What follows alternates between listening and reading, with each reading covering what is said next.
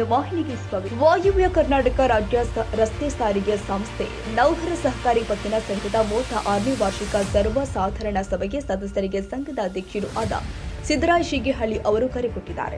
ಸಭೆಗೆ ಆಗಮಿಸಿದ ವಾಯುವ್ಯ ಕರ್ನಾಟಕ ರಾಜ್ಯ ರಸ್ತೆ ಸಾರಿಗೆ ಸಂಸ್ಥೆ ನೌಕರ ಸಹಕಾರಿ ಪತ್ತಿನ ಸಂಘದ ನಿರ್ದೇಶಕರು ಸದಸ್ಯರು 2023-24ನೇ ಸಾಲಿನ ವಾರ್ಷಿಕ ಸರ್ವ ಸಾಧಾರಣ ಸಭೆಯನ್ನ ಕಣಬರ್ಗಿ ರಸ್ತೆ ರಾಮತೀರ್ಥ ನಗರ ಸಮುದಾಯ ಭವನದಲ್ಲಿ ಜ್ಯೋತಿ ಬೆಳಗಿಸುವುದರ ಮುಖಾಂತರ ಕಾರ್ಯಕ್ರಮ ಪ್ರಾರಂಭಿಸಲಾಗಿದೆ.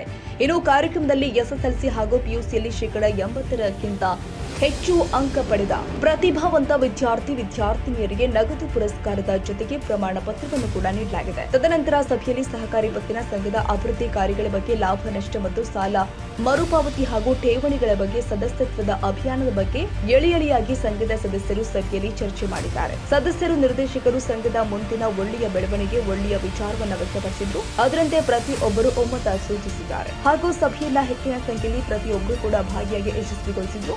ಈ 36ನೇ ವಾರ್ಷಿಕ ಸರ್ವಸಾಧಾರಣ ಸಭೆಗೆ ಆಗಮಿಸಿದ ಎಲ್ಲ ನನ್ನ ಸದಸ್ಯರಿಗೆ ಹಾಗೂ ಎಲ್ಲ ಈ ವಿದ್ಯಾರ್ಥಿ ವರ್ಗಕ್ಕೆ 34,959 3,353.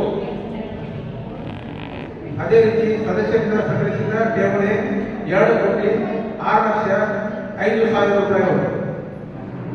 ಸಂಘದ ಚರ ಆಸ್ತಿಗಳು ರೂಪಾಯಿ 6,11,000 ಕಂಪ್ಯೂಟರ್ ಟೇಬಲ್, ಕುರ್ಚಿ, ಕೌಂಟರ್ ಇತ್ಯಾದಿ ಸೇರಿ ಸದಸ್ಯರ ವೇತನದಿಂದ ಕಡಿತಗೊಂಡ ಸಾರಿಗೆ ಸಂಸ್ಥೆಯಿಂದ ಬರತಕ್ಕ ಹಣ ಬೆಳಗಾವಿ ವಿಭಾಗದಿಂದ 1,36,25,464 ರೂಪಾಯಿಗಳು.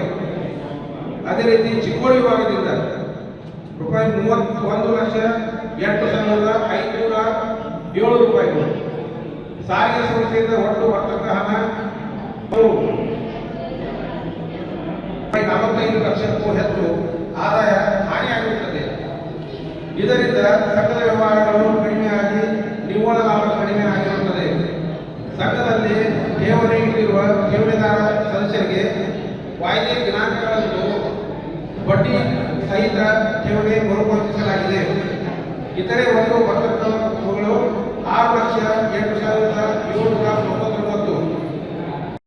ಈ ಸಂದರ್ಭದಲ್ಲಿ ಸಂಘದ ಎಲ್ಲ ನಿರ್ದೇಶಕರು, ಸದಸ್ಯರು ಹಾಗೂ ಸಂಘದ ಅಧ್ಯಕ್ಷರು ಆದ ಸಿದ್ದರಾಯ ಶಿಗಿಹಳ್ಳಿ ಉಪಸ್ಥಿತರಿದ್ದರು. ತಾಜಾ ಸುದ್ದಿಗಾಗಿ ಎಂಟಿವಿ ನ್ಯೂಸ್ 24x7ಗೆ ಸಬ್ಸ್ಕ್ರೈಬ್ ಮಾಡಿ ಮತ್ತು ಬೆಲ್ ಐಕಾನ್ ಅನ್ನು ಒತ್ತಿ. ತಪ್ಪದೇ ಲಿಂಕ್ ಶೇರ್ ಮಾಡಿ.